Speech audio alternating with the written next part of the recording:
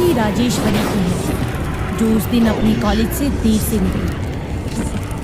दूसरे सेमेस्टर के एग्जाम थे, तो लाइब्रेरी से उसने पढ़ाई पूरी करके देरी से निकलने की सोची। रात भी काफी हो चुकी थी और उसे अपनी माँ की डांट का भी डर सताने लगा था। रास्ता काफी सुनसान था और दूर दूर तक किसी भी शख्स के होने का वजूद उस रास्ते पर महसूस नहीं हो रहा था। राजेश्वरी ने ये देखकर अपने कदम तेजी से लेने शुरू कर दिए। रात काफी गहरी हो चुकी थी, लेकिन राजेश्वरी अब भी अपने घर नहीं पहुंची थी। रास्ता खराब होने की वजह से उसे घर जाने के लिए कोई गाड़ी भी नहीं मिल रही थी। दूर तक गुप्त अंधेरा था। तभी अचानक उसे ये एहसास हुआ कि कोई उसका पीछा कर रहा है। किसी और के कदमों की आहट सुनकर राजेश्वरी ने भी अपने कदम तेजी से लेने शुरू कर दिए। राजेश्वरी इतना डर गई कि उसने भागना शुरू कर दिया।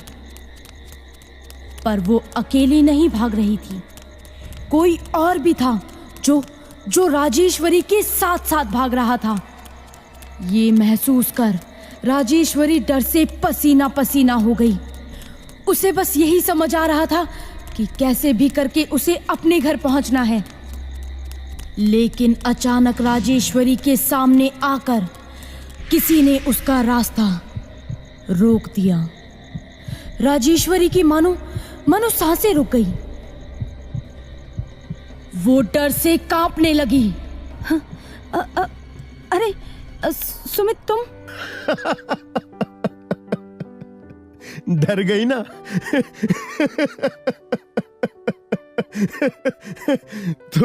तुम एक नंबर की डरपोक लड़की हो, ये बात तो मुझे पता थी, लेकिन इतनी डरपोक होंगी ये मुझे नहीं पता था। ओह शट अप! तुम्हें हंसी आ रही है और मेरी यहाँ जान निकल गई। सुमित राजेश्वरी का बॉयफ्रेंड था। उसने पहले ही राजेश्वरी को कॉलेज से अकेले जाते हुए देख लिया था और उसी समय उसने राजेश्वरी को डराने का प्लान बनाया। राजेश्वरी और सुमित ने एक साथ चलना शुरू कर दिया। चलते चलते सुमित ने राजेश्वरी को वो रात उसके साथ गुजारने के लिए कहा।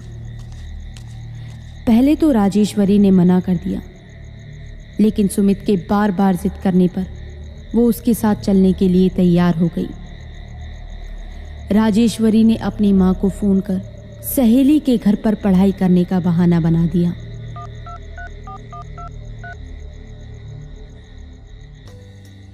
अब हेलो माँ, आज मैं रीटा के घर ही रुकूंगी।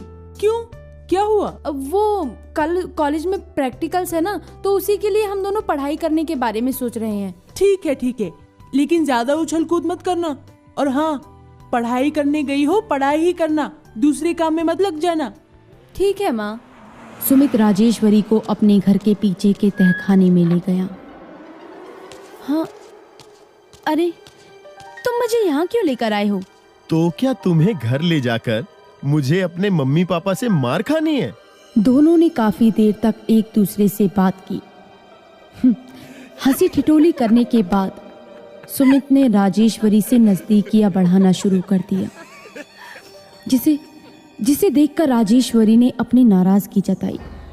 सुमित ने उसकी नाराजगी को नजरअंदाज किया और उसने राजेश्वरी के साथ अपनी नजदीकियां बढ़ाना शुरू रखा। अब सुमित छोड़ो, देखो मत करो ऐसा, मना तो कर रही हूँ।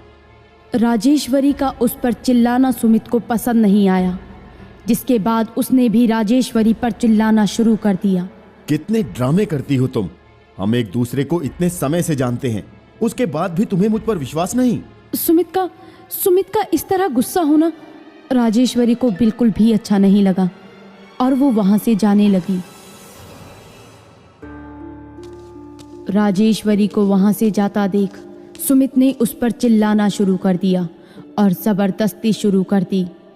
दोनों में खींचातानी काफी देर तक चली। राजेश्वरी ने खुद को बचाने की काफी कोशिश की। वहीं बात ना बनती देख सुमित को बहुत गुस्सा आया और उसने राजेश्वरी को जोर से धक्का दे दिया। सुमित का धक्का इतना तेज था कि तहखाने में रखे सरिये में राजेश्वरी का सर जा घुसा और उसकी उसी समय मृत्यु हो गई। राजेश्वरी को मरा हुआ देख सुमित की हालत खराब हो गई। उसे कुछ समझ ही नहीं आ रहा था कि वो अब क्या करे। हे भगवान, ये क्या कर दिया मैंने? अब मैं क्या करूं? ये क्या हो गया मुझसे? सुमित की सांस फूलने लगी। उसकी जान मानो हलक में अटक गई हो। वो बस अपने आप को बचाने के उपाय सोचने लगा। राजेश्वरी, जिस राजेश्वरी से वो बेइंतहा मोहब्बत करने की बातें किया करता था, आज वो उसी की लाश को ठिकाने लगाने की जद्दोजहद में लगा हुआ था। राजेश्वरी की लाश को ठिकाने लगाने के लिए सुमित ने एक लोहे का बक्सा निकालकर उसमें लाश को डाल दिया।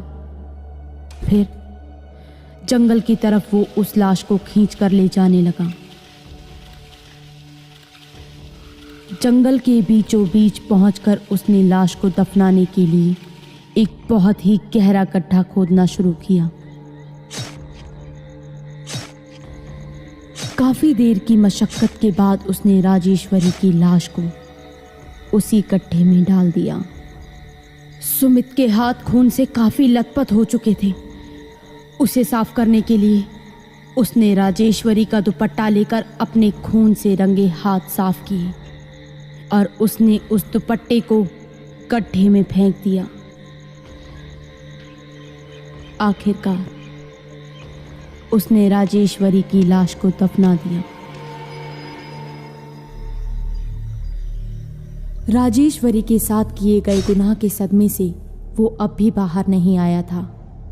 उसे अब भी विश्वास नहीं हो रहा था कि उसने खुद अपने हाथों से उसका कत्ल किया है।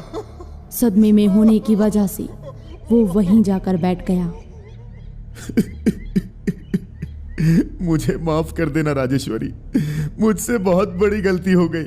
मुझे अपने गुस्से पर काबू रखना चाहिए था।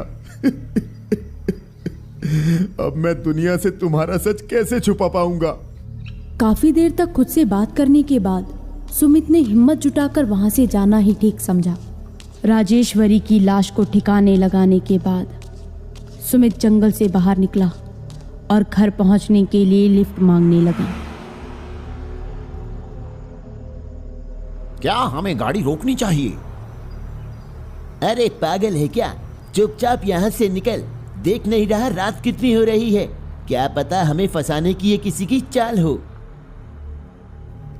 थोड़ी देर बाद एक गाड़ी उसके पास आकर रुकी। आपको कहीं जाना है? हाँ, थोड़ा सा आगे। क्या आप मुझे छोड़ देंगी? हाँ हाँ बिल्कुल, मैं भी वहीं जा रही हूँ। सुमित गाड़ी में बैठ गया। आपका बहुत बहुत शुक्रिया। वहीं अचानक उसे पीछे कुछ दिखाई दिया।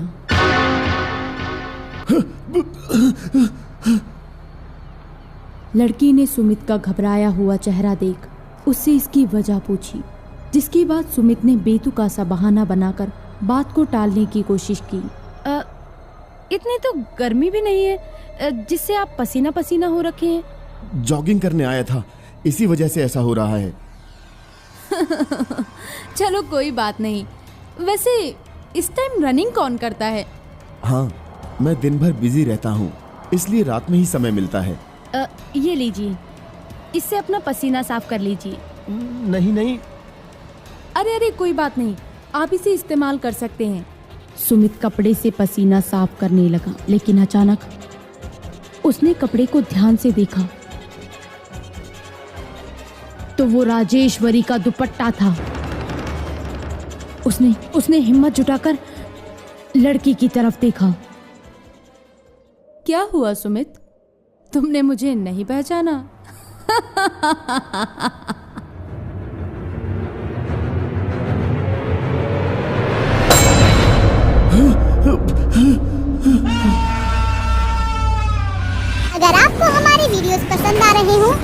लाइक करें, चैनल सब्सक्राइब करें और हमारे कार्टून शो सबसे पहले देखने के लिए बेल आइकन दबाना ना भूलें।